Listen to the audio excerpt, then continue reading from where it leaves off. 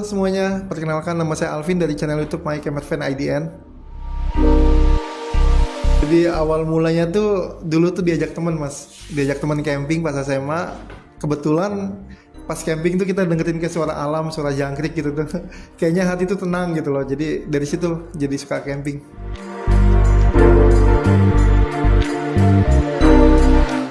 Kalau tempat paling berkesan sih, menurut saya sih semuanya berkesan ya. Kayak kita tuh ketemu orang baru, budaya baru gitu kan, makanan baru, kuliner baru.